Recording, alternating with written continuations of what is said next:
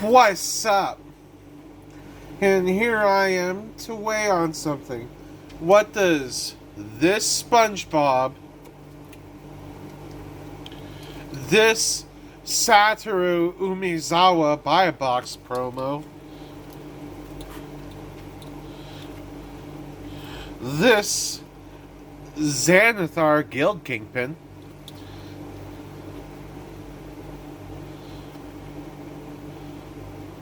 this Thalia Hereticaster, this Foil Bolus Citadel,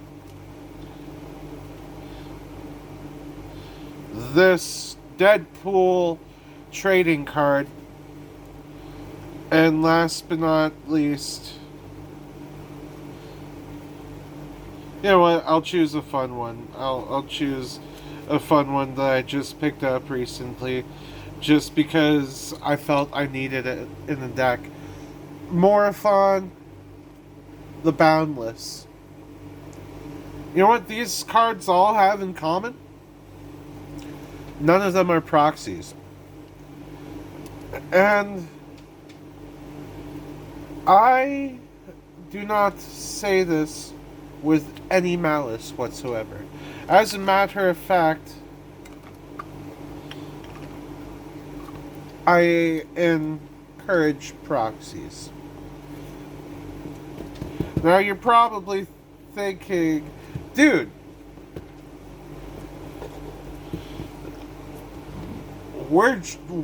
you got all these cards. You're totally paid to win. No, I just wanted these cards. And I didn't want to proxy them. I just felt the need to get them myself. But I will say this. If you want to proxy a full-on deck and snide me for buying my expensive pieces of cardboard, I apologize for being in your presence. But literally, I buy to play and constructed play. Like, constructed play at a store. So I kinda have to pick these up.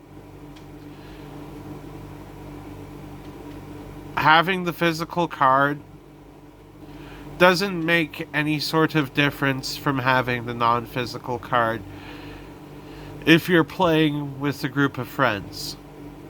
Now, I encourage proxy play with friends,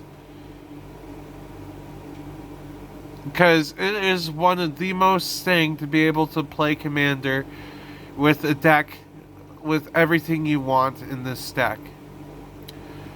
This SpongeBob SquarePants deck I showed you is a little different from the one I showed the internet over a month ago.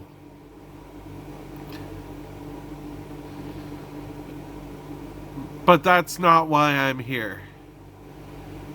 I'm here to talk about the proxy versus the not proxy debate. In my opinion,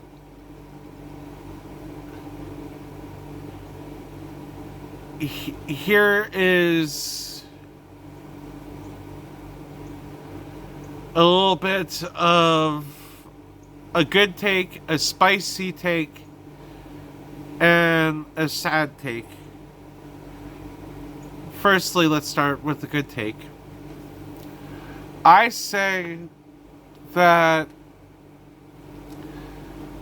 it's fun to play what you want, and you might not necessarily have the money to purchase said cards, nor the time to invest trading cards for the money to get those cards like I do.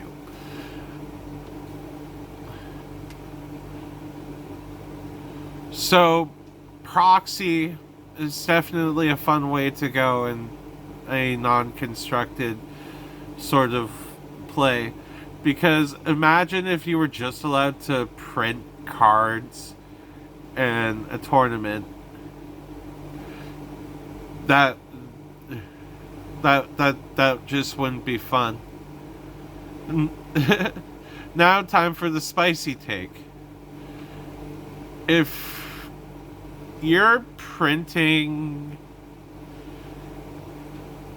something just so you can turn someone with Thassa's Oracle,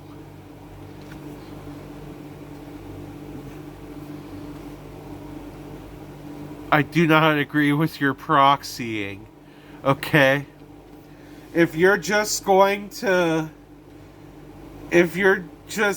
proxy in an entire deck that says, hey, guess what? I'm turn oneing you with Thassa's Oracle regardless of anything you do. One, fuck you. You're not fun. Two, go proxy a different deck, damn it. You have the ability to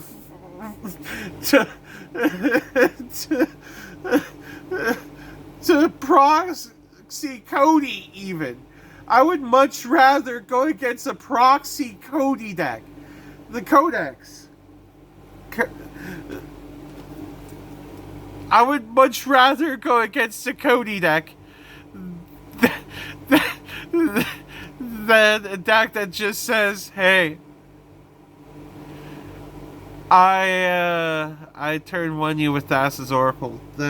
That's where I do not agree with proxies. Now here's the sad take. Because I have to go to the sad take. I said there was going to be a sad take on this. Okay. Sad take. There are a lot of very expensive cards that are inaccessible to people. That Morphon I paid $8 for. That Satoru Umezawa I paid $8 for. But I don't necessarily like purchasing cards well over a certain price limit. I usually have a limit of $40 on a card. The only time I have ever done above that in Magic was with Sephiroth and pre-ordering Sephiroth. I did pre-buy a Sephiroth for $50 Canadian, which still a great price.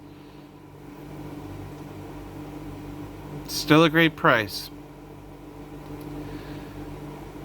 But there's a lot that comes with that, right? Because I just spent a lot of money on expensive piece of cardboard, and that was something that I had set aside for him specifically. But a lot of Magic the Gathering cards are inaccessible towards everybody else, and that's the sad part. Budget Magic kind of barely exists right now. Budget Magic is a totally different landscape. You go to Pauper and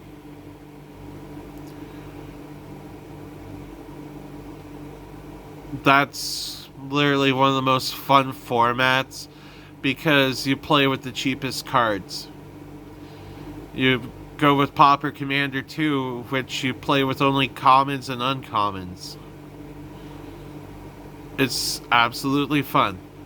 There's actually a lot of commanders that get printed in the uncommon so that people could build cheap commander decks and have fun with each other too.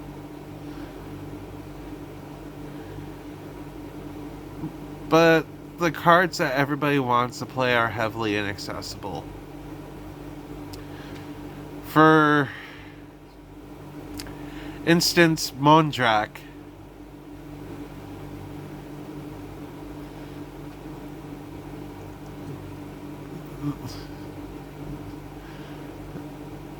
I don't have the $64 to buy a Mondrak. And I don't ever think I will buy a Mondrak. Will I proxy Mondrak? No. Do I care if anybody else proxies Mondrak against me? No. Because I want you to have just as much fun in this game as I do.